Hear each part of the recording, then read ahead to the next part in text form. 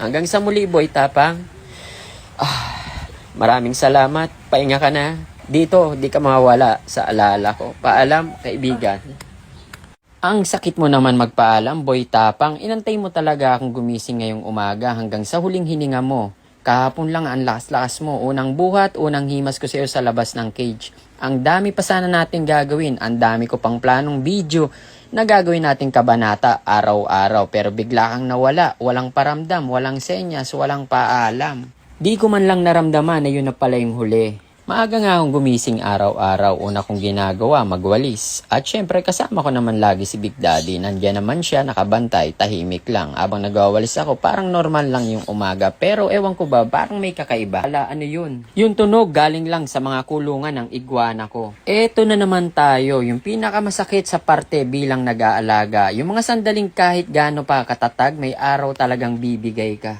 Kasi minsan, hindi sapat yung maaga kang gumising, hindi sapat yung araw-araw mong pag-aalaga, hindi sapat yung pagmamahal mo.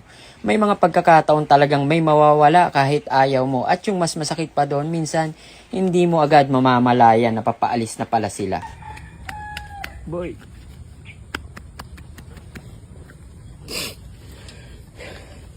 Uy.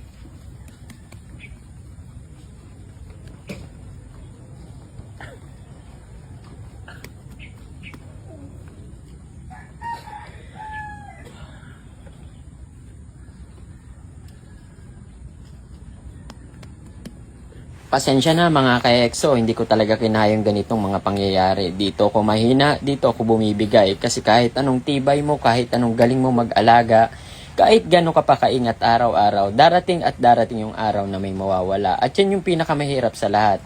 Hindi yung pagod, hindi yung gastos, hindi yung hirap, kundi yung tanggapin kung paano sila nawala. Yung gigising ka parang normal lang yung araw, tapos bigla mong maintindihan na hindi na sila babalik.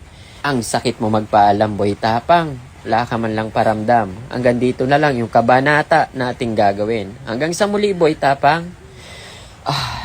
Maraming salamat. Pahinga ka na. Dito, di ka mawawala sa alaala ko. Paalam, kaibigan.